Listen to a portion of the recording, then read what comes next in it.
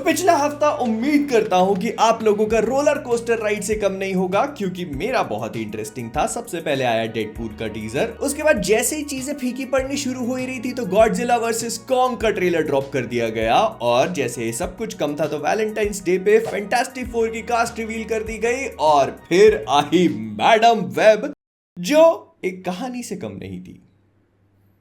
लेकिन एक एक करके हर एक चीज पे बात करना शुरू करेंगे। सबसे पहले स्टार्टिंग ऑफ विद हमारी फेवरेट डकोटा जॉनसन का पिछले हफ्ते एक वीडियो रिलीज किया गया जिसमें उनसे पूछा गया कि क्या आपको स्पाइडरमैन की पुरानी पिक्चरों के नाम पता है जो टॉम हॉलैंड वाली थी, तो उन्होंने बड़े इंटरेस्टिंग नाम लिए। मैं नहीं बताऊंगा, आप खुद देख लीजिए। Spider-Man, here he comes. Here he comes. That's number one. Yep. Spider-Man, and he's back. And the other one, the last one is the Goblet of Spider-Man. कोई और होता ना रगड़ देता कप का, लेकिन आप हो तो खूबसूरत गलतियां माफ कर देते हैं हम लोग रोस्टवर्स पे। और डकोटा जॉनसन का ये भी कहना पड़ा कि जब उन्होंने मैडम वेब साइन करी थी तब वो एक मूवी थी, लेकिन उनके साइन करने के बाद वो कुछ और बन गई। मैं बताता हूँ, आपके साइन करने से पहले वो एक पिक्चर थी, उसके बाद वो एक थरक पेटी बन गई। फिर इसके बाद कोई इंसान मैडम वेब को देखते हुए वही करते पकड़ा गया। मैडम वेब देखते हुए वही करते हुए पकड़ा गया जिसके लिए वो पिक्चर एक्चुअली में बनी हुई है। कोई बात नहीं दोस्त, सिडनी स्विनी सिम संस्थान के सचिव की पोस्ट आपके लिए हमेशा खुली रहेगी, याद रखना। और भले ही कहीं और बजी हो ना बजी हो, Amazon स्टूडियोज में मैडम वेब को देखने के बाद बहुत सारी तालियां और बहुत सारे झटके जरूर पड़ चुके हैं, क्योंकि उनका जो सोनी स्टूडियोज के साथ टाई अप में स्पाइडर सिल्क वाला प्रोजेक्ट बन रहा था उसको पूरी तरह से क्रिएटिव ओवरहॉल देने का फैसला कर दिया है। और इस वजह से जो उनकी पूरी राइटर्स की टीम थी उसको एक लात मार के बाहर फेंका और कहा कि एक नई टीम बुलाई जाएगी। इस पूरी छटाई के प्रोसेस में जो पुरानी शो रनर थी बस वही सरवाइव कर पाई है, एंजेला ली। इसके अलावा जितने भी लोग थे वो जा चुके हैं, और अब पूरी की पूरी नई टीम बनाने के बाद ऐसा बोला जा रहा है कि Amazon वाले इसको एक मेल ऑडियंस की तरफ गार्नर करके बनाएंगे। और इससे उनका मतलब है जैसे रीचर या फिर जैक रायन जैसे जो उनके शोज हैं, तो ये भी कुछ कुछ उसी फैशन में मॉडल किया जाएगा, which I am totally up for. चलो कम से कम सोनी वालों की खुली हो ना हो, Amazon वालों की तो खुल गई आंखें। पैंट कौन बोल रहा है? और इसी डील का पार्ट है स्पाइडरमैन नोआ का लाइव एक्शन प्रोजेक्ट भी, जिसके लिए बोला जा रहा है कि ये लोग निकोलस केज को लेके आ रहे हैं। ले आओ, मजा आ जाएगा। फिर इसके बाद अम्ब्रेला अकेडमी का पहला पोस्टर आ गया। इसका फाइनल सीजन जो है 8 अगस्त को नेटफ्लिक्स पे डेब्यू कर जाएगा। अटैक ऑन टाइटन, मेरा मतलब इनविंसिबल के सीजन 2 का पार्ट 2 का भी नया ट्रेलर रिलीज कर दिया गया है। फिर इसके बाद टॉड फिलिप्स ने जोकर फॉलियर डू जो उसका सीक्वल है उसको लेकर भी कुछ इमेजेस वगैरह शेयर करी। और पहले ऐसा बोला जा रहा था कि ये मूवी एक म्यूजिकल होगी, लेकिन रिसेंटली इसकी कास्ट मेंबर ने ये बात कंफर्म करी है कि मूवी में गाने वगैरह हैं, लेकिन मूवी एक प्रॉपर म्यूजिकल नहीं बोली जा सकती। मतलब मूवी का कुछ एलिमेंट म्यूजिक कैरी करेगा, लेकिन एक प्रॉपर म्यूजिकल नहीं है। और टॉड फिलिप्स ने इसकी कुछ कुछ इमेजेस शेयर करने के साथ साथ ये बात भी कंफर्म करी है कि इसका पहला टीजर अप्रैल में ड्रॉप होगा। इंटरेस्टिंग। फिर इसके बाद जेम्स गन से किसी ने ये पूछा कि क्या क्रीचर कमांडोज पूरी तरह से कंप्लीट हो चुका है, तो उन्होंने कहा कि नहीं, उसका जो इनिशियल एनिमेटिक्स है वो अभी हुआ है, और उसके बाद जो उसकी फिनिशिंग है वो होनी अभी बाकी है। तो it is going to take a very long time right now, लेकिन हाँ ये बात कंफर्म्ड है कि 2024 में वो रिलीज होगा। तो जहां तक हम लोगों ने इस पे मैन ऑफ कल्चर में भी डिस्कस किया था, 2024 हैलोवीन के आसपास। फिर इसके बाद मार्क रफेलो मार्वल के स्पॉइलर मैन एक्चुअली खबरों में बने रहे। उन्होंने कहा नहीं, उनके मुंह से बातें निकलवा ली गई। इस बार वो एक इंटरव्यू देने बैठे थे तो उनसे इंटरव्यूअर ने सीधे सीधे यही कह दिया कि अगली मूवी आपकी captain America brave new world है ना, तो उन्होंने कहा कि हाँ। तो ऐसे करके ये पूरी की पूरी बात उछल गई कि वो captain America brave new world में अपीयर होने के लिए कंफर्म हो चुके हैं। लेकिन फिर बाद में जब पूरा का पूरा इंटरव्यू खत्म हो गया तो उन्होंने इस बात को कंफर्म किया, या उनसे कंफर्म करवाया गया कि नहीं, वो इस मूवी में अपीयर नहीं होंगे। और टेक्निकली जो कुछ भी उन्होंने बोला, he kind of misspoke in the interview. अब कोई मुझे ये बता दो कि क्या आपने अपनी पूरी जिंदगी में कोई ऐसा इंसान देखा है जिसको खुद ये नहीं पता कि वो पिक्चर में है या नहीं? मार्वल के एक्टर पिक्चर में होने के बाद भी कहते हैं कि हम नहीं हैं, और ये पिक्चर में नहीं है लेकिन फिर भी बोल रहा है कि मैं हूं। और कोई मुझे ये बता दो कि अगर हल्क पिक्चर में नहीं है तो रेड हल्क को स्मैश कौन करेगा? सैम विल्सन अपनी शील्ड से। और पहली बात तो ये कि कैप्टन अमेरिका की शील्ड स्मैश करने के लिए तो बनी नहीं है, वो तो ठोकने के लिए बनी है। ब्लैक विडो से पूछ लो। लेकिन मजे की बात सिर्फ यहाँ खत्म नहीं हो जाती, इसके आगे का स्टेटमेंट भी सुन लो। मार्वल वालों का ये कहना पड़ता है कि captain America brave new world में हल्क तो अपीयर होगा ही नहीं, लेकिन उसके साथ ही साथ थंडरबोल्ट्स में थंडरबोल्ट रॉस भी अपीयर नहीं होंगे। आप ये भूल जाते हो क्या कि पिक्चर का नाम उसी आदमी के नाम पर है, वो कैसे अपीयर नहीं होगा उसमें। लेकिन इसके बाद एक काफी इंटरेस्टिंग न्यूज आई जिसको सुनकर मैं पर्सनली काफी खुश हूं, और वो न्यूज है मिडनाइट सन्स को लेकर।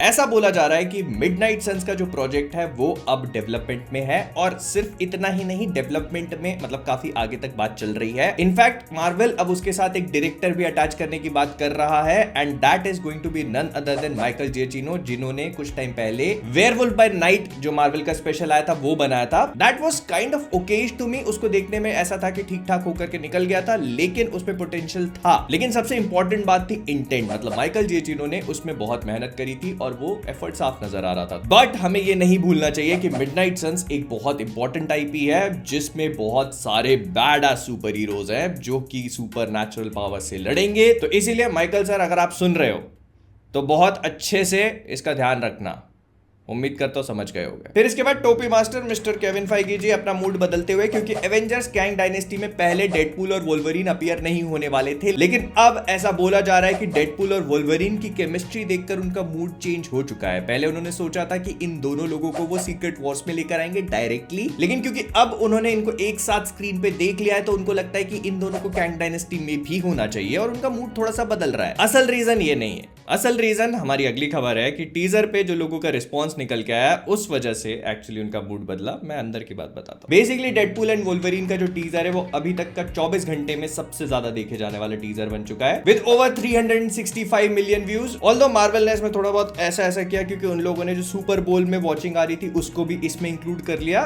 टेक्निकली वो भी वॉचिंग ही होती है, तो मतलब ऐसे मान सकते हैं। लेकिन इसने स्पाइडरमैन नो वे होम के रिकॉर्ड को ब्रेक किया है 10 मिलियन व्यूज से, which is actually saying something. और उसके नीचे आता है एवेंजर्स एंड गेम के ट्रेलर 1 का, जिसको मिले थे 289 मिलियन व्यूज इन 24 आवर्स।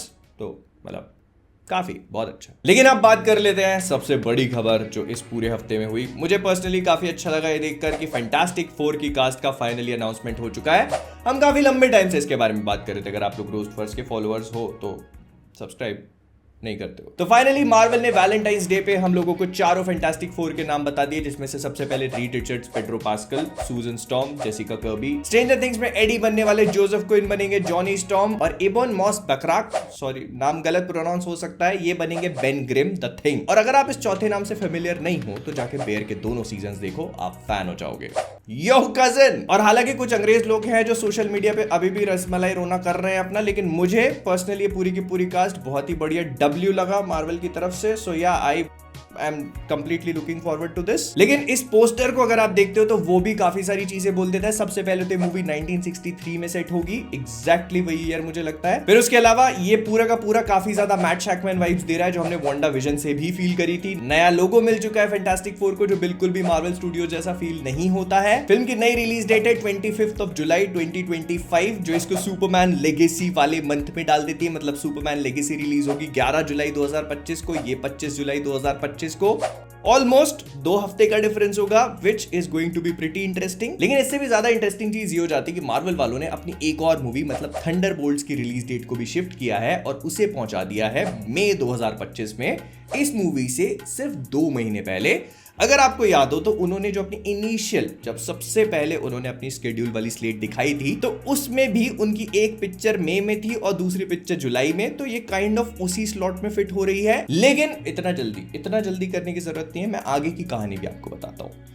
तो आगे की कहानी यह है कि हम लोग पहुंच चुके हैं हमारे साप्ताहिक ब्लेड सेगमेंट में। तो महेशाला अली जी अपनी ब्लेड की स्क्रिप्ट के साथ काफी खुश है और उनको अच्छा लग रहा है कि चीजें जिस फॉर्म में मूव कर रही हैं, और इसी वजह से ऐसा हो सकता है कि चीजों को मूव फॉरवर्ड करने में थोड़ा सा टाइम लगे। And that is why Marvel को हो सकता है कि ब्लेड की रिलीज डेट को 2026 में शिफ्ट करना पड़े, जिस कारण से फैंटास्टिक 4 की जो जुलाई वाली रिलीज डेट है वो आगे बढ़ा करके नवंबर कर दी जाए। मतलब ब्लेड की रिलीज डेट फैंटास्टिक 4 ले सकती है, ऐसा सुनने में आया है, which would totally make sense. क्योंकि मई और जुलाई 2 महीने में 2 मूवी अगर आप रिलीज कर देते हो तो आपको दोनों मूवी के प्रमोशन के लिए इनफ टाइम नहीं मिलता है, और मार्वल के लिए फैंटास्टिक 4 एक बहुत बड़ा प्रोजेक्ट है। तो ऐसे में अगर थंडरबोल्ट्स मई में आती है, उसके बाद नवंबर में आती है फैंटास्टिक 4, तो दोनों मूवीज के प्रमोशन के लिए इनफ टाइम होगा। उसके बाद वो फरवरी मार्च के आसपास ब्लेड को रिलीज कर सकते हैं। उसके बाद 2026 में वो कभी भी अपनी स्पाइडरमैन मूवी को लेकर आ सकते हैं, and after that they can bring in Kang dynasty. Speaking of which, Spiderman 4 पे भी काम चालू हो चुका है, उसकी स्क्रिप्ट लिखी जा रही है और ऐसा बोला जा रहा है कि मार्वल और सोनी के बीच में अभी भी उसको लेके तनातनी चल रही है कि स्पाइडरमैन नो वे होम 2.0 बनानी है, स्पाइडरमैन 4, तो चीजें चेंज करी जा सकती हैं। लेकिन जैसे सब कुछ कम था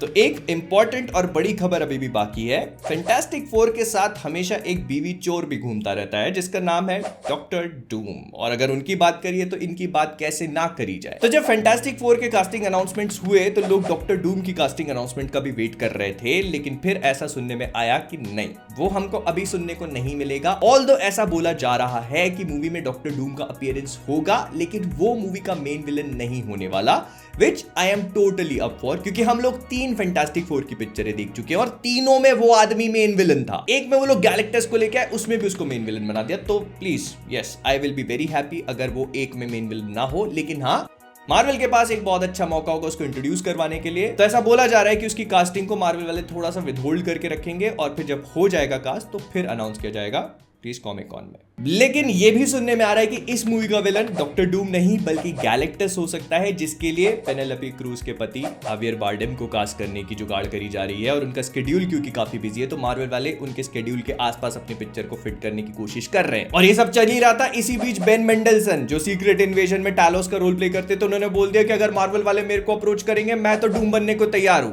हो गया तुम्हारा काम, हट हट, गांव बसानी भिखारी पहले चले आए। खैर, तो उम्मीद करता हूं इस रोस्टवर्स से आपके संडे में एक आनंद का फूल खिला हो, और अगर खिला है तो उसको आप और खिलखिला सकते हैं मेरे मैडम वेब के, पता नहीं क्या किया था मैंने इस वाले वीडियो को देख करके। तो जाने से पहले कॉमिक वर्स से मैं हूं मोहित, और अगर वीडियो को लाइक नहीं किया तो मैडम वेब मैं दिखाऊंगा 5 बार।